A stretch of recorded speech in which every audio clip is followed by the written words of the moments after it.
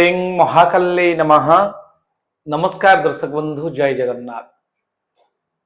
आज आपण मानक स्वागत करुछि आपणकर राशि जहाँकि मीन राशि राशिफल को एप्रिल मास 2025 मसीह कौन रहिबो भविष्यवाणी, कौन रहिबो आपणकर प्लानेटरी कंजक्टिव मोड एवं कौन रहिबो प्रतिकार सब आज डिस्कशन करिबा।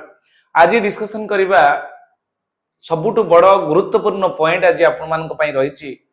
आपणकर राशि रे एई मासरे आपणकर 6टा प्लानेट आपणकर राशि रे भोग हेबे एवं शनिश्चलन मध्य घटिछि मार्च मास 29 तारिख ठारू तार कोन रहइबो फल सतर्कतार सहित शेष पर्यंत आपण देखंतु एवं शेष रे रहि परिवार नै दर्शक बंधु आपण को कोनोसी भय देखाई आपण को व्यू बढ़ाया पई एस्ट्रोलॉजर आमे नुह।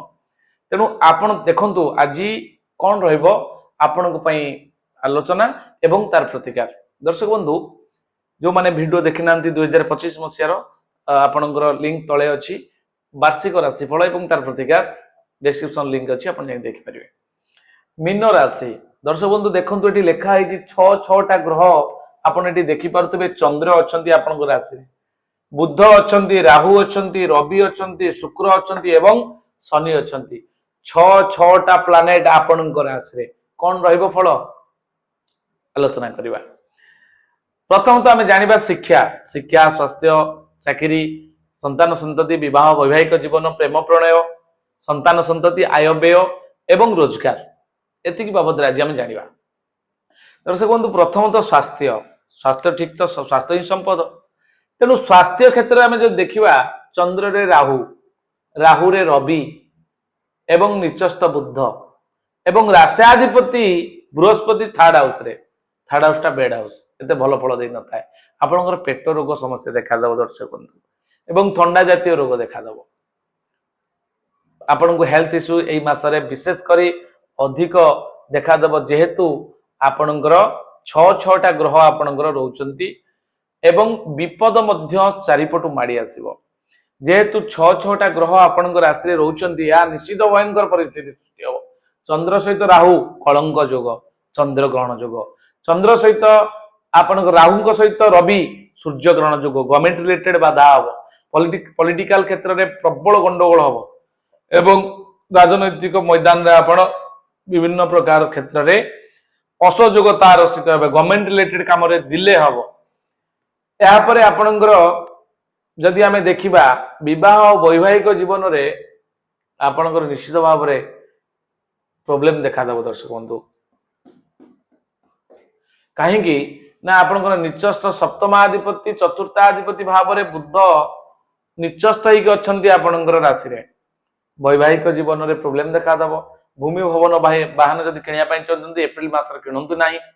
प्रेम प्रणय रे जदि आमे देखिबा चंद्र रहिचंती, अवश्य चंद्र सहित राहु रहिचंती कलंक जोग आपण माने पाप प्रेम प्रणय रे लिप्त रही पारंती। एक्स्ट्रा माने आपणकर लव हो पारे, तृतीय लोक आपणकर लवशिप को नष्ट करि पारिवार संभावना रही। सतर्क रहिबे दर्शक बंधु।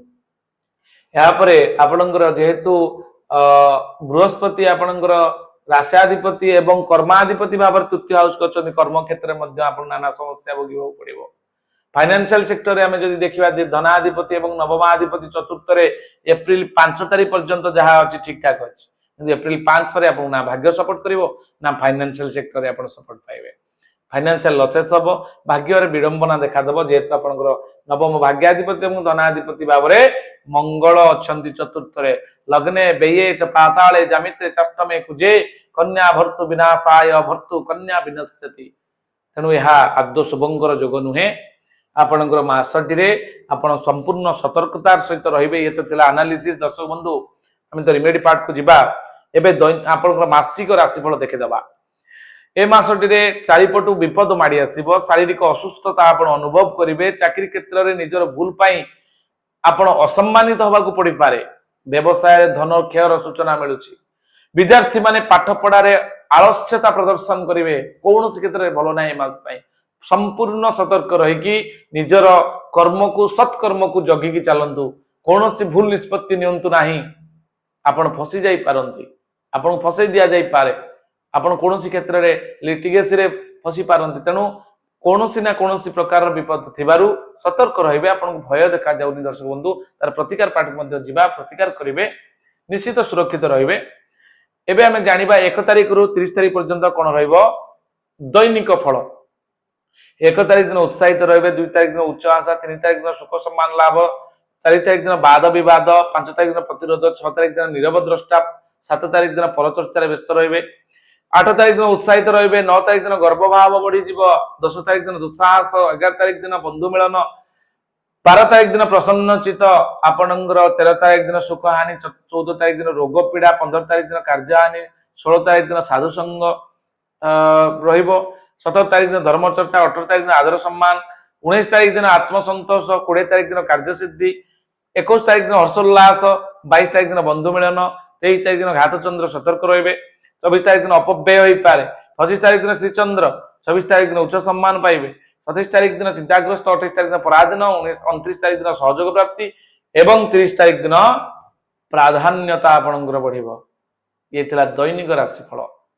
ଦର୍ଶକ ବନ୍ଧୁ, ଏବେ ଆମେ ଯିବା ଯୋଉ ଯୋଉ ବିପଦ ଗୁଡିକ ଅଛି ବା ପ୍ରୋବ୍ଲେମ ଅଛି ଚନ୍ଦ୍ରକୁଣ୍ଡଳୀ ବା ମୁନସାଇନ୍ ଅନୁସାରେ ଆମେ କିଭଳି ସୁରକ୍ଷା ପାଇବା।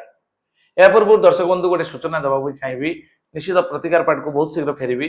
ଆପଣଙ୍କର ଯୋଉମାନେ ଘର କରିବା ପାଇଁ ଚାହୁଁଛନ୍ତି, ନୂତନ ପ୍ଲାନ ନେବା ପାଇଁ, ଡିଜାଇନିଂ ନେବା ପାଇଁ, ଆର୍କିଟେକ୍ଟ ୱିଥ୍ ବାସ୍ତୁ କିମ୍ବା ଘର କରିଛନ୍ତି ସମସ୍ୟା ଆସୁଛି ଆପଣଙ୍କ ରିଲେସନସିପକୁ ନେଇ, ଧନକ୍ଷୟକୁ ନେଇ, ଫାଇନାନ୍ସିଆଲ ଲସେସକୁ ନେଇ, ରୋଗ ଋଣ ଶତ୍ରୁ ବୃଦ୍ଧିକୁ ନେଇ ଏବଂ ଆପଣଙ୍କର ଘର କରିଛନ୍ତି ଘର କମ୍ପ୍ଲିଟ ହେଇପାରୁନାହିଁ, ସେ ଜାଗାରେ ନିଶ୍ଚିତ କିଛି ନା କିଛି ଆପଣଙ୍କର ବାସ୍ତୁ ଦୋଷ ରହିଛି। ସେ ଜାଗା ଉପରକୁ ଆପଣଙ୍କୁ ଆମକୁ ଡାକନ୍ତୁ। କେବଳ ଗୃହ ବାସ୍ତୁ ନୁହେଁ, ନୂତନ ଆପଣଙ୍କର ଯଦି ଫ୍ୟାକ୍ଟ୍ରି ଇଣ୍ଡଷ୍ଟ୍ରି କରୁଛନ୍ତି, ଆପଣଙ୍କର ବଡ ବଡ ଇନଭେଷ୍ଟମେଣ୍ଟ କରିବା ପାଇଁ ଚାହୁଁଛନ୍ତି, ବ୍ୟବସାୟିକ ପ୍ରତିଷ୍ଠାନ ଖୋଲିବା ପାଇଁ ଚାହୁଁଛନ୍ତି, ତାହେଲେ ଉଚିତ ପରାମର୍ଶ ଗ୍ରହଣ କରିବା ପାଇଁ ଚାହୁଁଥିଲେ ଆପଣ ଆମ ସହିତ ଯୋଗାଯୋଗ କରିପାରିବେ। ସମ୍ପୂର୍ଣ୍ଣ ମାନେ ସାଇନ୍ସ ୱେରେ, ସାଇଣ୍ଟିଫିକାଲ ୱେରେ, ବୈଦିକ ରୀତିରେ ଆପଣଙ୍କର ଓରା ସ୍କାନର ଯୋଉଟା କି ଆପଣ ମୋ ହାତରେ ଦେଖିପାରୁଛନ୍ତି, ଅତ୍ୟାଧୁନିକ ଟେକ୍ନୋଲୋଜି ଯୋଉଟା କି ଆପଣଙ୍କର ଓରା ସ୍କାନର ଆମ ପାଖରେ ଅଛି। ନେଗେଟିଭ ପଜିଟିଭ ଏନର୍ଜିକୁ ଇଏ ସର୍ଚ୍ଚ କରିକି ଆପଣଙ୍କୁ ତାର ପଜିଟିଭ ରେଜଲ୍ଟ ଦବ। ବାସ୍ତୁ ଚକ୍ର 16ଟା ଜୋନ୍ ସେ ଜାଗା ଉପରେ ଆମେ ଗ୍ରିଡ୍ କରିବୁ।